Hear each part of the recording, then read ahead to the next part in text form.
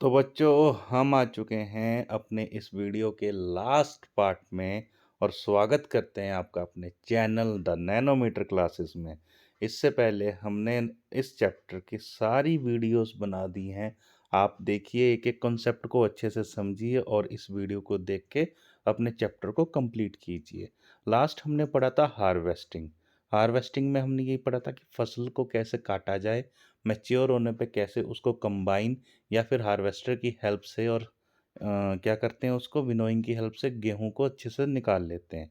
अब भैया हमने हार्वेस्टिंग कर ली, हमने अपनी क्रॉप तो निकाल ली। अब उस क्रॉप का करना क्या है? ऐसे ही थोड़ी ना भी गेहूं निकल गया और जाके चक्की पे रख दिया, पिसवा के आटा घर ले आए। अरे नहीं रे बच्चे, सारा साल यूज करनी है गेहूं। और कुछ कुछ लोग तो अगले साल भी यूज करेंगे। वो एक कहावत है पंजाबी में, जिन्ना दे घरे दाने उन्ना दे अन्ने भी सियाणे। यानी जिनके घर में दाने होते हैं ना, उनके अंधे लोगों की भी राय ली जाती है। ठीक है। तो चलिए अब हम पढ़ते हैं कि वो दाने हैं कैसे घरों में, वो घरों में दाने रखे कैसे हुए हैं। अब आपके घर में जिन जिन के स्टोरेज कैपेसिटी है, उन्हें पता है भी दानों को कैसे स्टोर करके रखा जाता है। तो अब पढ़ेंगे हम स्टोरेज के बारे में। स्टोरेज होती क्या है, क्या भला है ये देखिए। Storage of produce the storage of produce is an important task. ठीक है। ये एक बहुत ही ज़्यादा इंपॉर्टेंट टास्क है। इंपॉर्टेंट टास्क कैसे है? अभी जो गेहूं आपने काटे हैं, उन गेहूं को हम क्या करते हैं, बड़े बड़े कंटेनर्स में, बड़े बड़े टैंक्स में भर भर के, सिलोस में भर भर के रख देते हैं। आगे बताऊंगा ये टैंक्स, कंटेनर, सिलोस दिखते कैसे हैं, क्या होता है और इसमें क्यों रखे जाते हैं। भैया सीधी सी बात है, हमारे देश की पॉपुलेशन कितनी है? 150 करोड़ हो चुकी है, होने वाली होगी या तो। अब 150 करोड़ लोगों के लिए कितने किसान हैं? बहुत लिमिटेड से किसान हैं। अब वो जितनी गेहूँ लगाएँगे, उस गेहूँ को क्या करा जाएगा?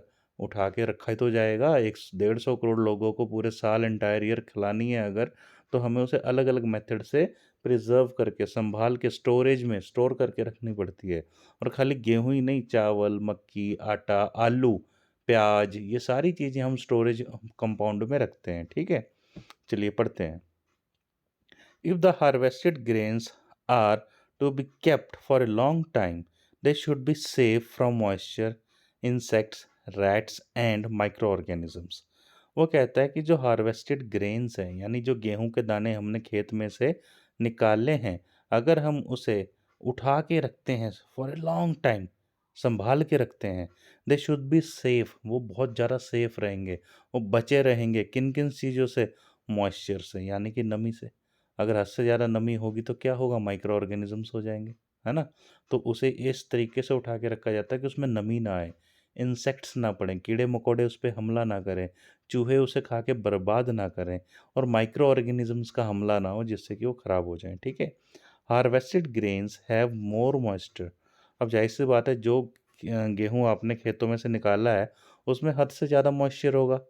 तो क्या करेंगे यार, उसे उठा के सीधा रख देंगे ड्रम में डाल के? नहीं रे। अगर उसे सीधा ड्रम में रख दिया, वो तो ऑलरेडी मॉइस्चर है और उसे हवा नहीं लगेगी, वो क्या होगा? वो खराब हो जाएगा सारा का सारा अनाज, सारा का सारा गेहूँ। तो उसे क्या करते हैं, उसे धूप में डाल देते हैं। धूप में 2-4 दिन गेहूँ को जब डालते हैं, तो वो उसमें जितना भी मॉइस्चर होता है वो सारा सूख जाता है। और वो सूखने के बाद गेहूँ को फिर हम ड्रमों में डालते हैं और स्टोर करके घरों में रखते हैं। नॉर्मली ऐसा ही होता है जिन जिन के घर पे गेहूँ होंगे।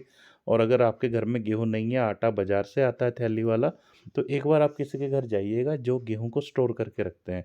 आज भी हिंदुस्तान में 80% घर ऐसे हैं जहाँ पे गेहूँ को खरीद के स्टोर करके रखा जाता है और वो आए महीने पिसवाया जाता है। ठीक है। चलिए, अब किन किन बच्चों के घर में गेहूँ पिसवाई जाती है वो कमेंट बॉक्स में बताएं, हमें पता चले कौन कितना जागरूक था खेती बाड़ी को लेके।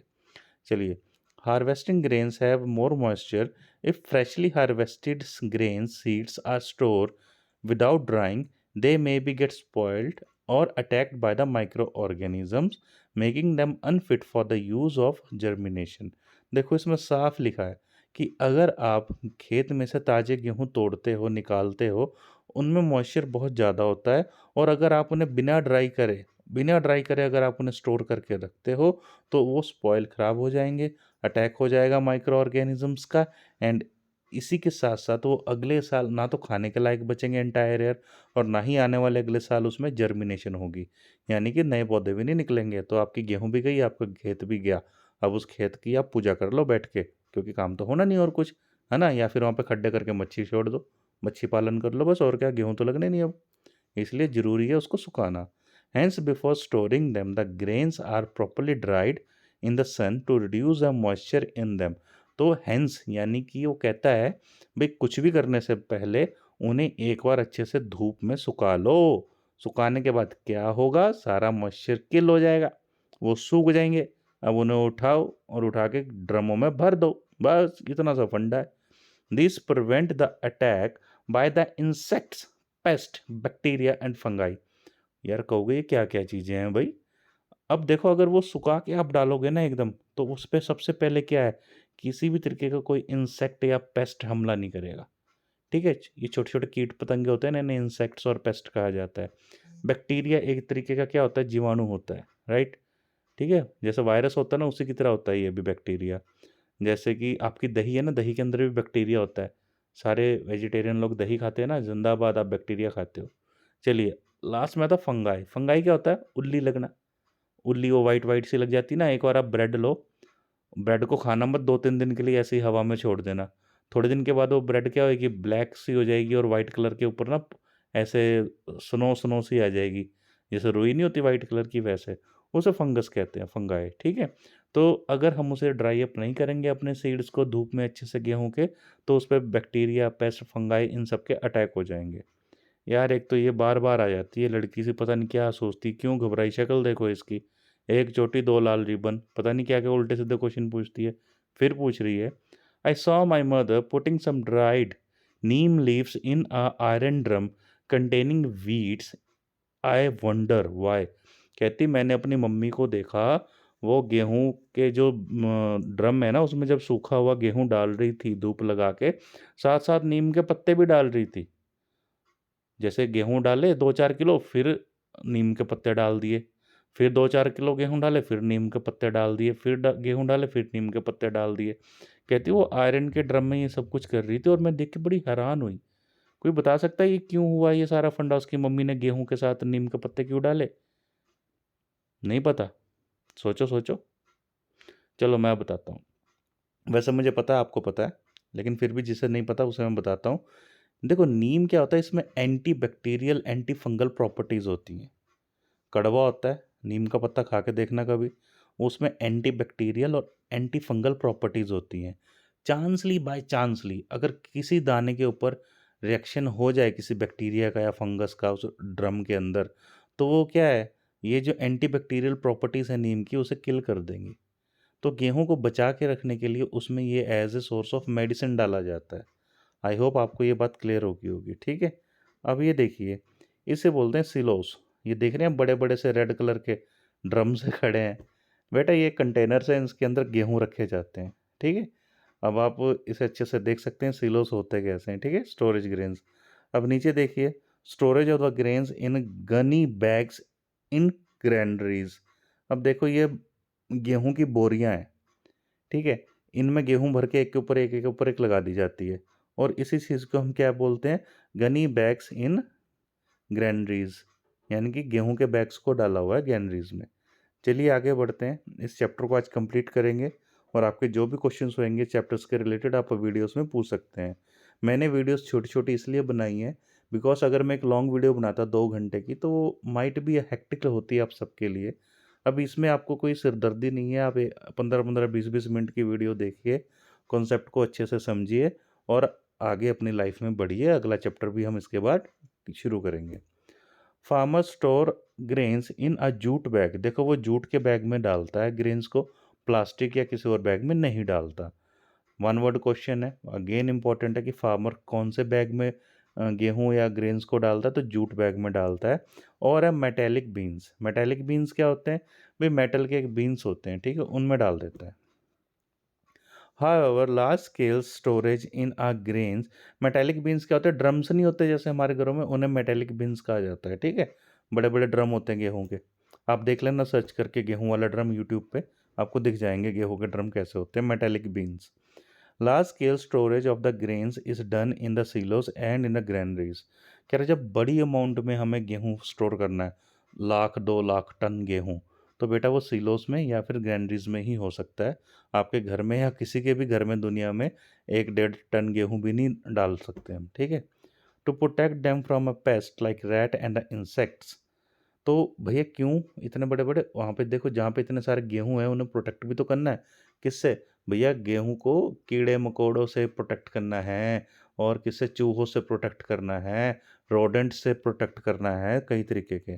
देखो अब आ गया ड्राइड लीफ वाला फंगा देखा है? ठीक है? तो ड्राइड लीव्स के बारे में पढ़ेंगे ये है क्या चीज़ देखिए।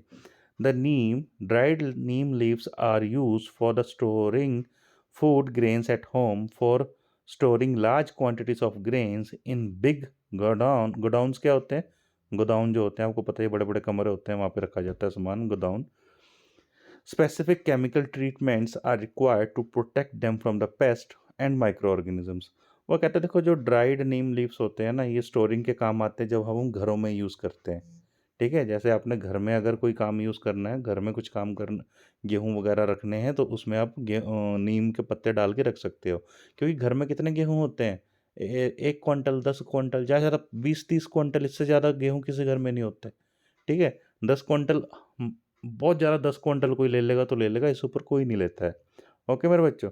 तो कहता है वहाँ पे तो गेहूँ में हम नीम के पत्ते डाल देते हैं घरों में। लेकिन जब बड़े-बड़े गोदाउन में कई-कई टन क्विंटल गेहूँ हम स्टोर करते हैं, तो बेटा वहाँ पे इतने नीम के पत्ते नहीं डाल सकते, वहाँ पे हम केमिकल्स का यूज़ करते हैं, जिससे कि हम उन्हें पेस्ट से और उसके साथ-साथ माइक्रो ऑर्गेनिज़म से बचा सकें। ठीक है बच्चों? एक्टिविटी 1.3 से देखिए, make the following table in your notebook and complete it. Serial number food, sources क्या है? अब देखो बेटा मिल्क कहाँ से मिलता है? काऊ से, बफलो से, शीप से, गोट से, ठीक है? कैमल से, ठीक है? इन सब से मिलता है। इसी तरीके से ये एक्टिविटी है, आप इसको करिएगा, इसमें अलग-अलग चीज़ें डाल दीजिएगा और उसके सोर्सेज़ देखिएगा किसके क्या है, ठीक है? After completing this table you must have seen there like plants, animal also provide us with a different okay हम पढ़ रहे हैं बेटा एनिमल फूड राइट। तो एनिमल फूड क्या होता है अब हम ध्यान से देखिए जैसे मिल्क है ये यहाँ से आता है। एग डाल देंगे एग कहाँ से आता है hen से आता है डक से आता है ठीक है टर्की से आता है। ऐसे मीट कहाँ से आता है ये मुर्गे से आता है डक से आता है अगेन अगेन टर्की से आता है ये चीज़ यहाँ पे मेंशन करनी है। तो जैसे हमें अभी ये सारे फूड्स के बारे में पढ़ रहे हैं तो हम एनिमल फूड के बारे में पढ़ेंगे बहुत छोटा सा टॉपिक है आपकी बुक में।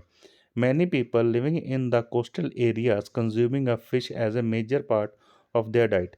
भैया देखो जो अब बेचारे नॉर्थ इंडियंस है ये तो मुर्गा बकरा यही खाएंगे। अब जो बेचारे साउथ की तरफ चले जाओ वहाँ पे इतने बड़े बड़े समुंदर हैं we are on the part of peninsular island. हम पेनिसुला आइलैंड में रहते हैं इंडिया एक पेनिसुला आइलैंड है। तो बेटा यहाँ पे क्या होता है यहाँ पे मछलियाँ भी मिलती है साउथ में। तो कोस्टल एरिया समुंदर के आसपास वाले एरिया के लोग क्या करेंगे मच्छी खाएंगे और क्या खाएंगे या फिर मगरमच्छ तो खाने से रहे मच्छी पकड़ेंगे खाएंगे ठीक है तो वो भी एक फूड है वो भी एक फूड का सोर्स है right. In a previous classes, you have learned about the food that we obtained from plants। आपने अभी तक जितनी भी पिछली क्लासेस पढ़ी हैं, उसमें आपने ये पढ़ा है कि हमने उन प्लांट्स के बारे में या उस फूड्स के बारे में जो कि हमें एग्रीकल्चर या प्लांट से मिलता है। We have just seen that the process of the food production involves a number of steps like a selection of the seed, snowing, etc। हमने इस चैप्टर में भी ये चीज़ देखी है कि जब भी हमें कोई फसल लगानी है तो उसके अलग-अलग प्रोसेस से हमें जूझना पड़ता है। जैसे सीड का सिलेक्शन, फिर उसकी बायोबिलिटी चेक करते हैं वो कितना अच्छा सीड है, वो जर्मिनेट होगा भी नहीं होगा, फिर उसे बोना, फिर उसे इरिगेशन, हार्वेस्टिंग सारे प्रोसेस हमने इस चैप्टर में ही पढ़े हैं, ठीक है? Similarly, animal rearing at a home or in a farm have to be provided with the proper food, shelter and care। उसी तरीके से जब हम एनिमल्स की बात करें तो उन्हें भी बेटा देखो अगर किसी को मुर्गा खाते हैं कोई नॉन वेजिटेरियन है आप में से तो बेटा उसे क्या आपको पता है मुर्गा आता कहाँ से पहले वो मुर्गे अंडे में से बच्चा निकाला जाता है फिर उस बच्चे को अच्छी डाइट दी जाती है फिर वो बच्चा एग्स देता है जिसके आप ऑमलेट्स खाते हो और जो नहीं भी खाते वो बुरा मत माने ठीक है बिकॉज जो लोग खाते हैं उनके लिए भी ये पार्ट ऑफ क्या है सोर्स ऑफ फूड है। तो उस मुर्गे को चिकन को तैयार होने में कई महीने लग जाते हैं। जैसे 2 से 3 महीने में आपके गेहूँ तैयार हुए थे ना खेत में, वैसे 2 से 3 महीने 4 महीने में वो छोटा-सा चूज़ा एक बड़ा मुर्गा बनता है खाने से पहले, ठीक है? तो उसी तरीके से उनकी भी कोई शेल्टर चाहिए, उनको भी फूड चाहिए खाने के लिए, उनको भी प्रॉपर मेडिकेशन चाहिए जैसे पेस्टिसाइड्स और हमने मैन्योर फर्टिलाइज़र्स यूज़ किए थे, तो उनको भी फीड चाहिए खाने के लिए, ठीक है? तो when this is done at large scale is called animal husbandry. तो बेटा ये डेफिनेशन है the caring and sheltering of the animals for food is called animal husbandry. ठीक है, तो आपका एनिमल हस्बेंड्री में इतना ही है। तो इसमें देखते हैं, fish is a good for health, we get a cod oil liver oil from fish which is a rich in vitamin D. तो देखो ये लास्ट में पहेली जी आके फिर कहती हैं कि जो मछली है ना, ये बहुत अच्छा सोर्स है विटामिन डी का, और फिश लिवर ऑयल के कैप्सूल्स भी आते हैं, लोग मार्केट से लेके खाते हैं। तो बेटा यहाँ पे चैप्टर कंप्लीट होता है। एक बार क्विक रिकैप देखते हैं, ये कुछ कीवर्ड्स हैं। एग्रीकल्चर प्रैक्टिस क्या पढ़ लिया, एनिमल हस्बेंड्री अभी पढ़ लिया हमने, rearing of animals for a food is called animal husbandry, crops पढ़ लिए, फर्टिलाइजर्स पढ़ लिए, ग्रेनरीज मैंने अभी बताया आपको क्या होता है, वो जो बड़े बड़े गेहूं के बैग्स होते हैं ना, उसको एक के ऊपर रख के पूरी पूरा ग्रुप बना देना। हार्वेस्टिंग बता दिया था, क्या होता है हार्वेस्टिंग, फसल को काटना। इरिगेशन बता दिया था, क्या होता है इरिगेशन, खेतों में पानी लगाना। खारिफ बता दिया था, क्रॉप्स होती हैं खारिफ की, मैन्योर, प्लो, रबी, सीड्स, सिलोस, ये सब आपको बता चुका हूँ मैं। Storage, threshing, weeds, weedicide and winnowing.